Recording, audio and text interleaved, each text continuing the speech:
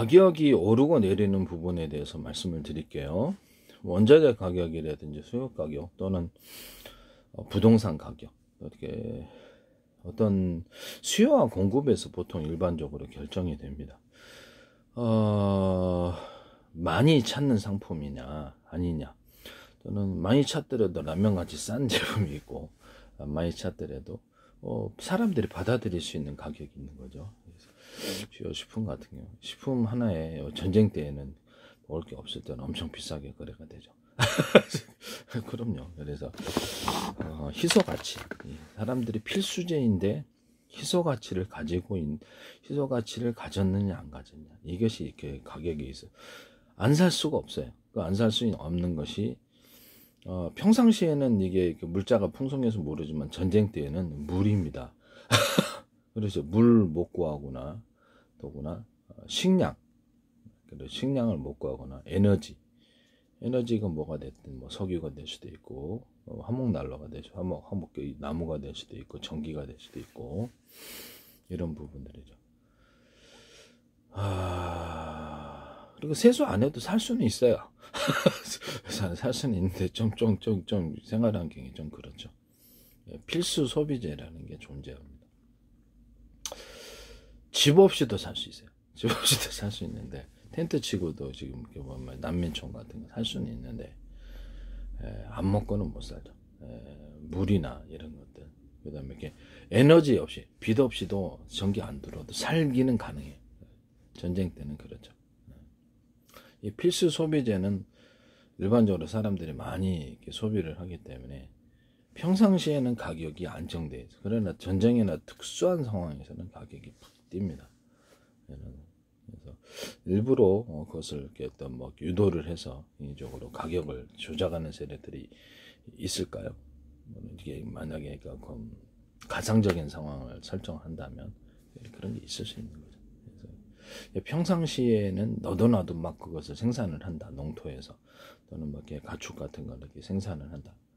필수 소비재에서는 가격이 안정되게, 정부도 그것을 물가를 특히 식품 물가를 안정시키기 위해서 비축해놨다가 풀기도 하고, 해외에서 계란 같은 것도 그러잖아요. 해외에서 수입에다가 이렇게 풀어서 가격을 안정화시키고, 국민들이 안 먹고 살 수 없는데, 나라를 다스리는 입장에서는 안정을 시켜줘야 되기 때문에, 당장 먹고 살 식량이 없고 물이 없는데 공급을 안 하는 정부라는 게 어떻게 보면 상당히 무능할 수도 있는 부분이잖아요. 그래서 어떤 이런 부분을 말씀을 드려요. 필수 소비재인데 평상시에는 가격이 안정돼 있다. 폭등했을 때 사람들이 엄청 곤란을 겪는 것. 그걸 이용해서 옛날부터 돈을 벌고자 하는 사람들이 꽤 있느냐, 그러면 있는 것 같아요. 그래서 그거를 이제 어떻게 보면 자신의 독점이나 과점이었을 때, 독점을 금지하거나 과점을 금지하는 이런 정부의 조치가 있을 수 있어요. 법률로도 그렇고요. 있을 수도 있다라는 것을 말씀을 드립니다. 가격이라는 것이 인위적으로 조작될 수 있냐 그러면 그런 것 같습니다. 현실에서는. 이런다 해서 범죄는 아니겠죠. 이런 말한다 해서. 가격이라는 게 오르고 내리라는 게 꼭 합리적인 수준에서 결정이 되는, 주가 조작이라는 게 있잖아요. 주식도 똑같이 사고자 하는 사람과 팔고자 하는 사람이 있는데, 그에 따라서 오르고 내려야 되는데, 주가 조작이라는 것이 뉴스에 심심치 않게 나온 거면 인위적으로 사고자 하는 사람은 별로 없는데 자기네끼리 자전거래를 하면서 자기네 막 사고 팔고 그러면서 가격을 인위적으로 띄우는 거죠. 네. 그래서 그걸 따라오는 사람이 이게 웬일이야 하면서 급등 호재가 있나 보다, 우리가 모르는 신비한 뭐가 있나 보다 라고 하거나, 그 회사에서 때마침 공시를 내세요. 우리가 어디에 납품을 갖다가 엄청나게 할 것 같다라고 하지, 실제로 결정했다 이건 아니에요. 했다가 발표했다가도 그게 사실은 납품이 사실 규모가 대폭적으로 10분의 1, 30분으로 줄어들거나 취소가 됐습니다. 이렇게 했을 때 허망하게 되는 거죠. 어떻게 보면 이게 사기가 아닌데 사기처럼 느껴질 수도 있겠습니다. 네. 공시를 이용해 가지고. 현실에서는 주가 같은 것도 조작할 수 있느냐 그러면 가능한 것 같습니다. 부동산은 어떨까요?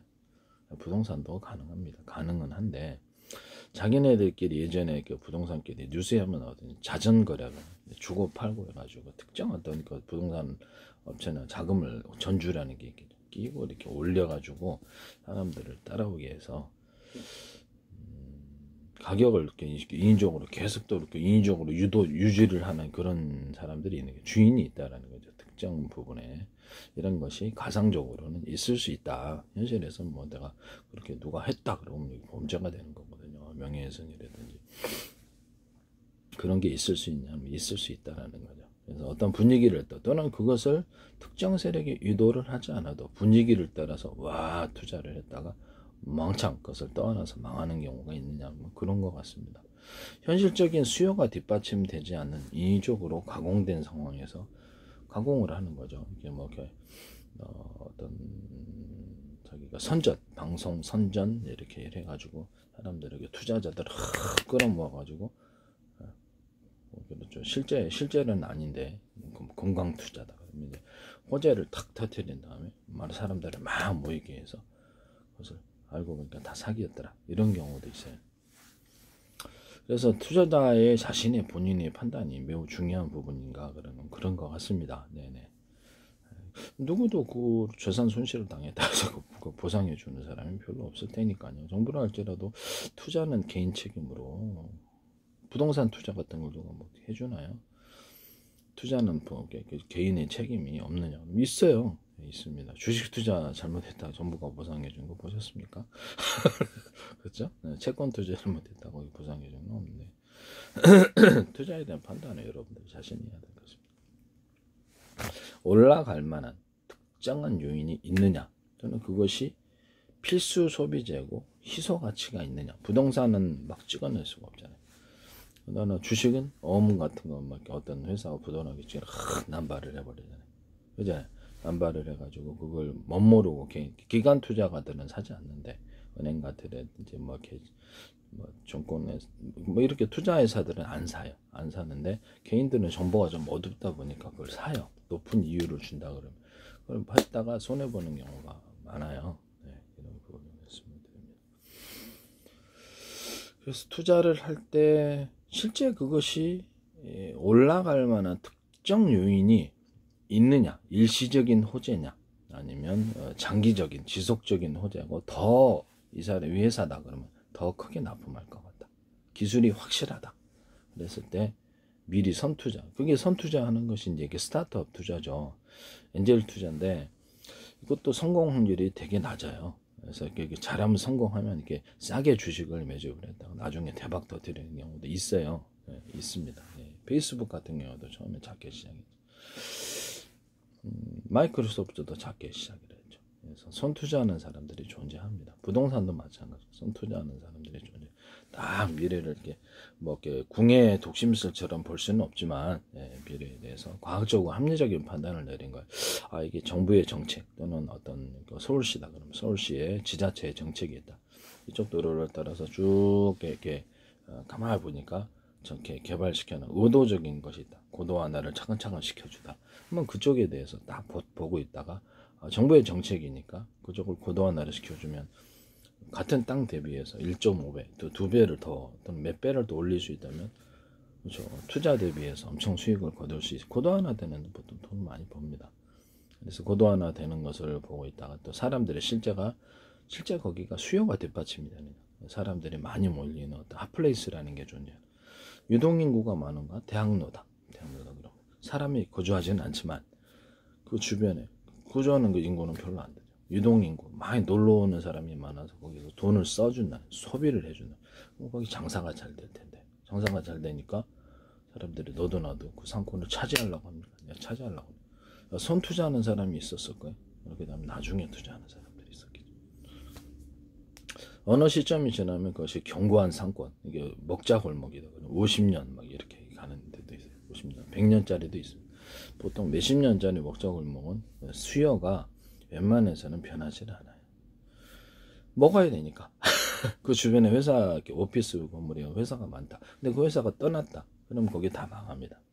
그래서 그 원인이 많은 불특정 다수에 의한 상권의 번성이냐, 아니면 특정 어떤 회사, 근데 그것이 떠났을 때 타격이 없느냐? 공단이 있었는데 폐쇄가, 대학이 있었는데 지방 대학이 폐쇄가 됐다. 그럼 그 상권 다 군부대가 있었는데 폐쇄가 됐다. 그럼 망하는 거죠. 잘 됐을지라도. 그러면 딱 보고 있다가 군부대 이전한다는 소식을 듣고 매물을 내놔요. 상권을, 건물이 막 사는 사람, 뒤늦게 사는 사람 망하게 되는. 정보의 어두움은 그렇게. 그래서 딱 지켜봤다가 개인이 정보가 어둡잖아요. 구글 같은 거 이런 것들 뉴스를 검색을 해봐요. 일단 그 지역에 대해서 검색을 해가지고 우리가 뭐 신이 아닌 이상 그걸 알 수가 없죠. 또는 부동산에 대해서도 얘기를 물어볼 수도 있어요. 이렇게 이제 무슨 게 이렇게 좋은 게 호전했냐.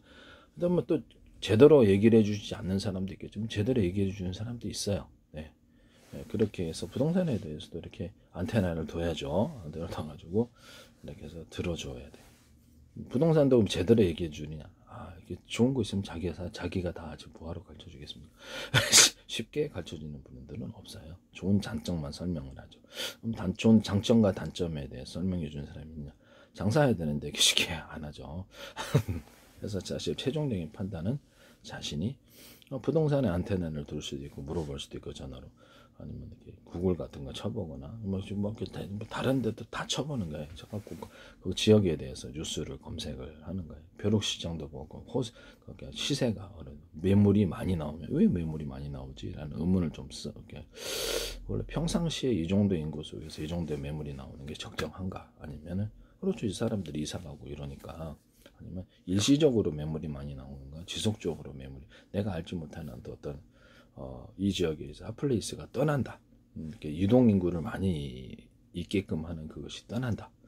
아파트 이랬을 때가 문제가 되는 거죠. 그때 이제 망하게 되는 거죠. 그래서 주요 정보의 개인이 어둡냐 그러면 어둡습니다. 어둡고 이런 부분이 있기 때문에 그 지역에 있어서 일시적인 호재냐, 일시적으로 잠깐 사람이 어떤 축제가 일어나서 모이는 거죠. 지속적인 축제가 있느냐, 지속적인 축제가 있는 지역이다. 그러면 그 주변에 그렇죠, 땅 사야죠. 지속적인 축제를 자기가 인물을 만들어낼 수도 있겠죠. 작게는 축제를 할 때 돈이 많이 드는데 관공서에서 보통 끼게 됩니다. 그래서 그렇게 되면 축제가 항상 만성적으로 열리는 곳이거든요. 예, 그런 데는 장사가 잘 되죠. 유동이 그 사람들이 너도나도 들어오려고 권리금도 뛰겠죠. 건물 가격도 뛰고. 왜 그럴까요? 사람들이 많이 와서 돈을 뿌리고 사주니까. 동대문 공원 같은데 만약에 옛날에 동대문 이렇게 그 구장을 갖다가 어땠을까라는 좀 아쉬움이 좀 있는데, 독일의 어떤 광장처럼 해서 전 세계 누구나 들어와서 공연할 수 있는 장소는 항상 만성적인 축적이 있는 거잖아요. 그러니까 그게 뭐 오히려 그 상권이 발달하지 않았을까라는 생각을 하거든요. 특정 거리다 그러면 장충거리다 그러면 제가 장충은 전 세계 음식을 갖다 해서 다 만들어준다. 골목 거리 자체가 그러다. 그러면 여기가 엄청나게 대박 터지겠죠. 인위적으로 핫플레이스를 만들어주는 거죠.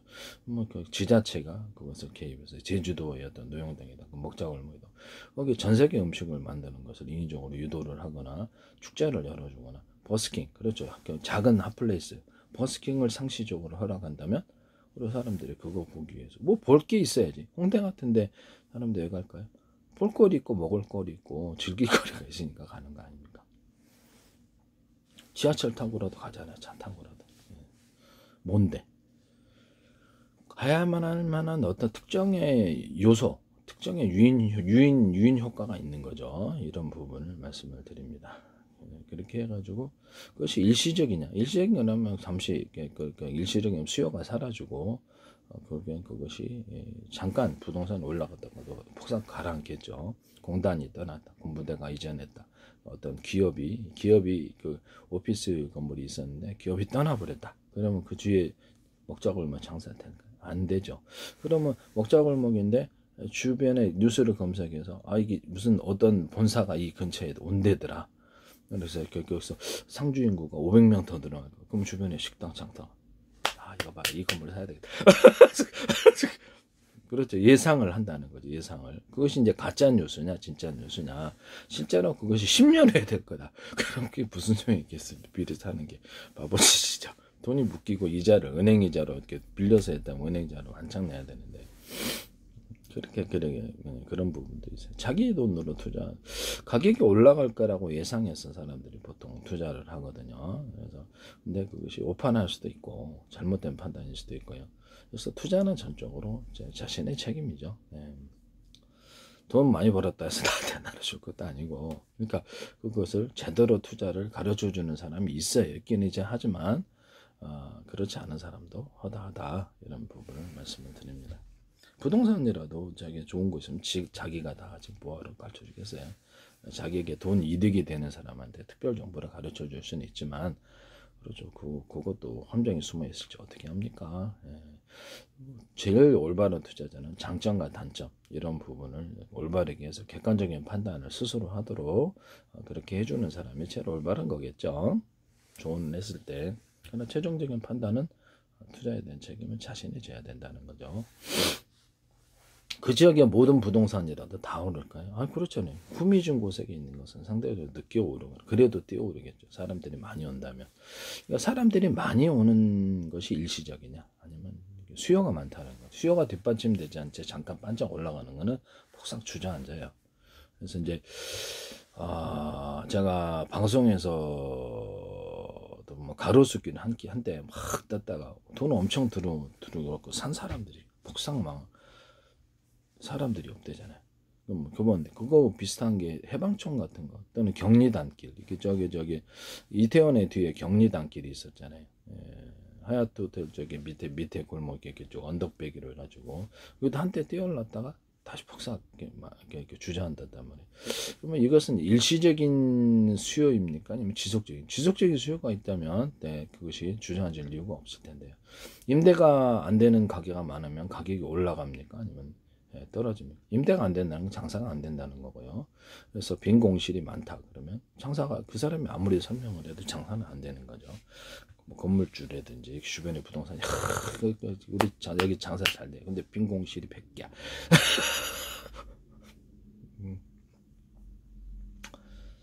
이런 부분은 상가에 있어서 신촌 상가 같은 거 한때 잘 나가다 막 공실이 엄청 많아지지.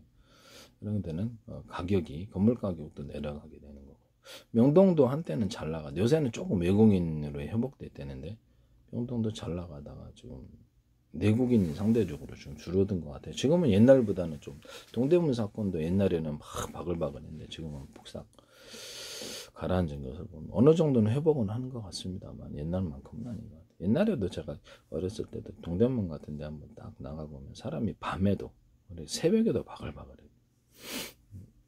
새벽에도 사람들이 많았어요. 막 밀려오래 같은 데는 뭐 두산다는 앞에 사람들이 바글바글, 낮에도. 근데 지금은 뭐 사람이 별로 없더라고, 가봐도. 그러니까 사람들이 없다라는 것은 부동산 가격에 있어서 문제가 있다는 겁니까? 없다는 거? 있다는 거죠. 근데 만약에 부동산이 그럼에도 불구하고 그런 싼 건물을 매입을 해서 사람들을 어떤 동원해 갖고 사람들을 입주를 시킬 수 있다. 뭐 임대가 됐든 아니면 뭐 회사가 됐든 입주를 시키면 그 주변에, 그렇죠, 그 유동 인구를 내가 이렇게 결정할 수 있다. 또는 결정하는 것을 뉴스를 들었다. 그래서 유동인구가 틀림없다. 5천 명이 여기 온다. 그렇게 했을 때 그 지역의 땅값은 오를 수밖에 없는 거죠. 이것이 일시적인 거짓 뉴스냐, 가짜 뉴스냐, 아니면 진짜냐라는 거. 장기적으로 봤을 때 어떤 정부의 정책이 있느냐, 서울시의 정책이 있느냐, 이게 중요한 겁니다. 이렇게 지자체 정책이 있느냐. 지자체 정책이라도 인구수가 떠나는 소도시는, 그렇죠, 폭락하게 되는 거죠. 인구수가 떠나는 것은 값이 그만큼 팔고 떠나는 사람이 많다는 건데, 그 흐름을 봐야 될까요? 그렇죠, 봐야 되겠죠. 뭐 해방촌이다, 경리단이다, 또는 뭐 이렇게 성수동이다, 이렇게 진짜 수요가 뒷받침이 되느냐, 지속적으로 사람이 유동인구가 오느냐, 아니면 어떤 방송에서 이게 띄워줘서 그런 것이냐, 이런 것도 한번 봐야 된다는 거죠. 방송에서 띄워줘서 수요는 별로 없는데, 그래서 왕왕왕 선전을 하기 때문에 이렇게 사람들이 오는 것이냐, 지속적으로 그쪽에 사람들이 올 만한 그런 주변에 유동인구가 있냐, 대학가라든지 젊은 층이 와야 되잖아요. 보통 젊은 층이 소비를 해줘야 되는데 우리 주변에는 이렇게 동국대가 하나 있고요. 여기가 좀 장충체육관도 있고 이렇게 주변에 있긴 해요. 근데 주변에 만약에 오피스 건물이 뭐 이렇게 뭐 오피스 건물이 막 몇천 명 되는 500명만 돼도 500명 오피스 건물이 몇 개가 들어올 거다. 500명 되는 그 사람들이 또는 1000명 되는 사람들의 주변에 이렇게 회사 사무실이 본사가 옮기 전한다든지 이렇게 했을 때 온다라고 했을 때 그 주변에 먹자골목 상권은 번성할 수밖에 없어요. 그럼 그 주변에 건물을 사죠. 그러면 그것이 오피스가 떠났을 때는 그런 데 그런 문제가 없겠네요. 그래서 지속적인 축제가 열리는 곳이냐, 지속적인 핫플레이스가 그것이 있느냐 이랬을 때가 이제 문제가 되네요. 그런 핫플레이스가 있을 때 지속적인 사람들이 모일 만한 유인이 될 수 있는 그런 것이 있었을 때는 지속성이 있다고 봐야죠. 그럼 이것에 대해 선투자하는 데로 들어가야죠. 그런 것이 없어. 그래서 지하철 같은데 유동인구도 한번 봐야 돼요. 지하철의 유동인구, 부동산 얘기한 것 같아요. 지하철 유동인구 구글 쳐보면 나오거든요. 지하철에서 사람들이 많이 타고 내리는 이런 것들이 있단 말이에요. 그러면 그 주변에 이게 사람들이 많이 파고 내리니까 여기서 뭐라 하겠나. 버스 정류장. 옛날에는 버스 많이 타고 다녔는데 지금 좀 덜 타죠. 그래도 여전히 타요. 버스 정류장 앞에. 옛날만큼은 아니겠지만 사람들이 오고 내리니까 그래서 타고 내려서 약속 장소를 정한다. 뭐 가령 장충체육관이다. 장충체육관 행사가 있는데 행사 끝나면 밥을 먹어야 돼. 행사 끝나게 대기하기 전에 거기서 커피숍 가서 얘기를 해야 돼. 이런 거겠죠. 그래서 사람들이 많이 모이는 핫플레이스가 장기적인 지속적인 것이냐 아니면 일시적인 것이냐 또는 주변에 오피스 건물이 있는데 이사 간다면 한방 여기는 막 산업 공단이 이사 간다. 공단이 장사가 안 돼서 공장이 폐쇄를 했다. 뭐 대학이 지방대학이 있었는데 폐쇄했다. 그 상권 다 망하는 거죠. 군부대 이전한다. 이런 거 다 망하게 돼요.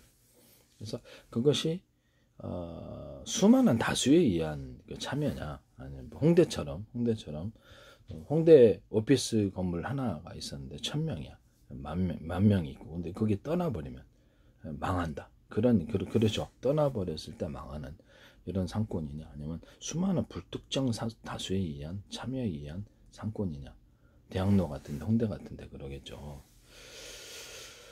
이런 부분을 이제 이렇게 봐야 되는 거죠. 이런 부분들은 일시적인 거냐 지속적인 거냐 핫플레이스가 있느냐 없느냐 이 가격이 진짜 올라가는 게 인위적으로 이렇게 또 띄워서 이렇게 한 것이냐 아니면 지하철 유동인구라든지 주변에 틀림없이 장기적으로 이렇게 지속될 수 있을 만한 그런 핫플레이스가 일부러 만들 수도 있다 그랬죠. 핫플레이스를 축제를 계속 연다든지 버스킹 하다못해 버스킹이라도 계속 했거든요. 사람들이 그렇죠. 궁금하니까 다 오잖아요. 그래서 공연 장소로 이렇게 동대문 예전 야구장이었는데 뭐 했잖아요. 야구장이었구나 이렇게 운동장이었는데 그거를 전 세계 사람들이 와서 공연하는 그런 것으로 만들었으면 참 좋았을 텐데라는 아쉬움이 좀 있어요.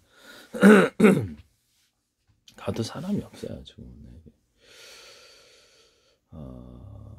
이런 부분을 말씀을 드립니다. 동대문 구장에 막 우주선처럼 생긴 게 있는데 사람들이 그게 안에도 별로 없어요. 밖에도 별로 없고. 그래서 약간 겉보기에는 괜찮은 거. 근데 안에 뭐 실속이 하나도 없는 것 같아요. 일단 사람들이 그렇게 모이는 것 같지는 않아요. 네. 제가 가봐도 안에도 사람도 없고 밖에도 없던데 여러 번 가봐도 마찬가지던데. 네. 그래서 차라리 공연 장소로 만들었으면 핫플레이스가 되지 않았을까 아쉬움이 조금 있습니다. 그래서 주변에 이렇게 전 세계 음식을 다 만드는 거리를 만들어 버린다든지 관공서 역할도 중요하니까. 그래서 이런 부분에 핫플레이스를 인위적으로 만들었을 때 거기는 뛴다라는 거죠. 그래서 오피스가 떠났다. 그러면 이렇게 이동여지에서 먹자골목이 타격을 이런 데는 좀 곤란한데 그래도 들어올 것 같다. 그럼 일시적으로 어느 정도는 몇 년은 버틸 거 아니에요. 오피스 회사가 이전했는데 5년 10년은 가지 않겠습니까? 일반적으로 금방 그렇게 몇천 명이나 되는 사람이 1000명 이상에 다니는 사람이 왔다 갔다 하면 금방 떠나지 않을 텐데 그러면 오르니까 그렇게 샀다 갔다 팔고 나가면 돼. 계속해서 가격이 좀 그렇다 그러면 팔고 나가야죠. 지속적으로 내가 이거를 10년, 20년 이거 올라갈 것 같다면 장기 투자하는 거. 은행 이자로 투자하면 좀 조급한 부분이 되겠습니다. 금방 올라가지 않을 건데 언제 여기 개발 뉴스가 있겠는데 10년 후에 된다는 거. 그럼 내가 어느새 은행 이자를 내고 버티는데 여기 어느새 오르겠어요. 예, 오르지 않는 거죠. 예, 그런데 뭐 미리 선투자할 필요가 뭐가 있나. 그때 가서 해도 늦지 않을 텐데. 아주 바닥에서 잡아갖고 그냥 높은 상투 끝에 그냥 팔라고 그러면 좀 그렇죠. 어느 정도 선에서 이렇게 딱 확실할 때 그때 딱 들어가서 어느 정도 시점에서 던지고 나와야죠. 예, 불확실하니까. 불확실한 요소가 많을수록 완전히 자기 이익을 취하려고 그러면 좀 남들도 먹어야 될 텐데요. 남들도 그 투자 이익을 거둬야 되는데 뭐 더 올라갈 수도 있겠죠. 그렇지만 내가 이렇게 이익 뭐 손해 보지 않고 나왔으면 그걸로 족할 수도 있어요. 장기적으로 가면 갈수록 성공할 것 같다. 예상에 내가 이걸 건물 투자해 가지고 10억을 벌었는데 저 사람 날이 갈수록 내 건물이 예전에는 내가 20억 30억 40억에 팔았는데 지금은 혹시 200억대 300억대 배 아파 이럴 수도 있지만 그건 어쩔 수 없는 거예요. 자기가 잘못 판단한 것이거나 운대가 없는 거죠. 뭐 세월의 물가나 어떤 자본주의 특성상 가격은 올라갈 수밖에 없어요. 뭐 라면 가격도 오르고 짜장면 가격 오르는데 건물 가격은 안 오르겠습니까? 그렇지만 무인도에 건물 지어놔봤자 사는 사람이 없거나 수요가 대학가가 있었는데 지방대에 떠나버려. 공부대가 이전했다. 오피스가 있는데 없어졌다. 공단이 있었는데 폐쇄가 됐다. 그러면 다 망하는 거죠. 그런 데는 뭐 가격이 오르려고 아무리 기다려도 오르지 않게 되는 것이죠. 뭐 뭐든지 수요가 뒷받침되지 않은 인위적인 가공에 띄우는 것은 잠깐 팔고 나와야 되는 이런 부분이. 그래 미래 사놨다가 팔고 나버려야 되는 거예요. 장기적으로 갈 수 없다고 했을 때 장기적으로 또 호재가 이게 장기적으로 가는 거냐 아니면 이것은 일시적인 거냐 아니면 그냥 어떤 방송요령으로서 띄운 거냐 아니면 선전이죠. 선동을 해서 띄운 거냐 아니면 진짜로 수요가 있느냐 이 부분을 봐야 되는 것이죠. 주식 투자할 때나 부동산 투자할 때나 어떤 투자를 할 때도 이게 진짜로 이것이 가격이 올라가면 사람들이 너도 희소가치라는 게 참 중요해요. 부동산 같은 거는 그 지역에 이렇게 사람 인구가 많은데 땅은 제한되고 건물도 제한돼 있다면 그러면 희소가치가 있는 걸까요? 희소가치가 있는 거겠죠. 그 주변에 빈 땅이 많아갖고 많이 지을 수 있다. 그럼 그 희소가치가 없는 거겠죠. 그랬을 때 낭패를 좀 보낼 수도 있다라는 거죠. 공급이 이제 무한할 때 가격이 오르더라도 공급을 팍 100개를 해버리더라. 여기 5개 필요한데 그럼 폭삭 망하는 거죠. 네. 그래서 이런 부분 뭐 채권 같은 거를 갖다 막 무한정 남발을 하더라. 이 채권이 좋다고 샀는데 오랑채라고 샀는데 그러면 그 폭삭 망하게 되는 거죠. 주식이 있는데 희소가치를 시장에 유통되는 주식이 별로 없다 그래서 이거 장사가 잘 된다 샀는데 뭐 주식이 막 유동 주식이 막 나오더라. 그럼 이게 위험하다고 생각하고 빨리 나와야 되지 않겠어요? 이게 쏟아져 나올 때 희소가치가 없어져 버릴 때 그때 팔고 나와야 되는 것이죠. 손절이라도 해야죠. 이게 뭐가 있구나. 이게 일시적인 게 아니라 이거 그대로 갔다가 주식이 너무 많이 쏟아지는데 그랬을 때 저는 주식 투자는 잘 안 해요. 변동성이 너무 심해서 너무 심한 것은 다 항상 질 수밖에 없습니다. 채권도 마찬가지고 이게 투자 잘 안 합니다. 부동산이 제일 이렇게 올라가는 곳이란 부동산이 제일 썩이지 않고 우리나라는 땅이 좁고 인구수는 어느 정도 있기 때문에 부동산이 제일 낫다고 해요. 저출산 고령화로 인해서 지방은 좀 이제 조심해야 될 것 같은데요. 정말로 올라가야 될 곳은 그것은 사야 되지 않나. 뭐 투자를 안 할 수는 없을 텐데요. 그래서 투자하기를 원한다면 여러분 판단은 여러분들의 몫이다. 여러분들이 와서 돈 많이 벌었다 해서 나한테 줄 것도 아니고 판단은 그렇다라는 말씀을 드립니다. 제주도 같은데 제가 보기에는 괜찮은 것 같아요. 지금 뭐 관광객들 수요만 있다고 생각하시는데 그렇지 않다라는 거죠. 전 세계적인 어떤 미국이라든지 이런 달러 기지로서 전쟁 기지로서 또 일본의 지진으로 인해서 도피하는 장소가 좀 필요할 수도 있는 부분. 일본의 뭐 반도체라든지 이렇게 기업들이 스타트업의 정부의 정책 또는 제주도의 정책 금융도시로 키우려고 하는다든지 교육도시, 동북아 교육도시를 키우려고 하는데 그것이 잘 되고 있는지. 저는 기본적으로 그래도 관광객들이 많이 와야 되는데 관광객들의 수요만으로는 올라가는 데 한계가 있습니다. 관광객들이 많이 들어가서 돈을 소비하는데 관광객들의 흐름을 봐야 되고요. 사람들이 많이 거주하는데 아재한데 샀다가 어느 세월에 가격 살 사람이 뒷받침이 되지 않으니까 가격이 매수자가 적다라는 매수자가 좀 덤핑 쳐서 나와야 되는데요. 너도나도 사고자 하는 사람이 많았을 때는 그렇죠. 그 가격 올려 팔 수도 있는데요. 팔기가 쉬워요. 그걸 뭐라 그러나 황금성이라 그래요. 황금성. 부동산 황금성, 주식 황금성, 채권 황금성. 어떤 투자할 때 황금성이 너도 나도 많이 찾는 상품은 그거를 선투자했다가 나중에 올라가면 대박치는. 가격 오를 때도 팍 올라요. 그러면 우량한 물건이 거기에서 많이 황금성이 좋겠습니까? 좀 덜 떨어지는 약간 불량하거나 좀 약간 조금 사람들 나에게도 똥이면 당연히 다른 사람도 똥인 거예요. 나에게 금이면 상대방에게 개인적으로 이렇게 누가나 봐도 이건 금이다라고 했을 때 그때 사는 거죠. 그래서 뭐 부동산 투자 같은 거는 돈이 많이 들어가거나 또는 제법 오래 기다려야 될 수도 있기 때문에 신중하게 해도 이렇게 그래서 물건이 나왔을 때는 그 지역을 탐색하고 있다가 물건이 왜 나왔는가, 가격이 적절한가 그것을 보고 매수를 할 수도 있고 미리 부동산에 좋은 물건이 있으면 나한테 연락을 주십시오라고 할 수도 있겠죠. 부동산을 통해서 보통 매수하지 자기가 무슨 정보를 거기 알아서 그거를 하겠어요. 뻔한 거지. 이런 부분을 말씀을 드립니다. 아니면 건물에 그 주요 건물이다 그러면 거기다 전화번호를 준다든지 전화번호를 주요 건물을 돌아다니면서 알바 동원해 자기 혼자 하기 힘들면 알바 동원해서라도 전화번호를 주는 자기가 부동산 중개업소를 하나 법인이든 뭐든 하나 차리든지 해갖고 그 지역을 직접 명함을 돌리는 방법도 있다라는 것을 말씀을 드립니다. 뭐 여러 사람이 공동 투자는 부동산 중개법인 하나 만들거나 부동산 하나 만들어도 괜찮아요. 네. 그래갖고 그렇게 하셔도 뭐 나쁘지는 않습니다.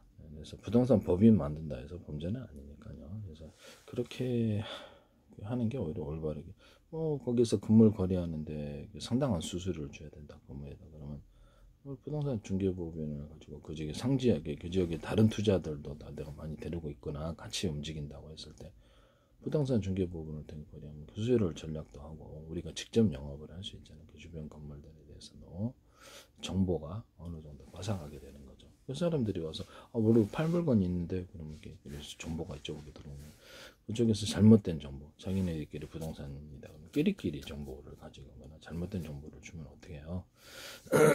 이런 부분을 말씀. 벼룩시장이나 교차로 같은데 제주도 같은데 보면은 제주도 교차로 벼룩시장 같은 걸 봐서 거기에 나오는 매물들 가격대를 보시면 돼요. 부동산도 속이는 데가 있답니다. 네.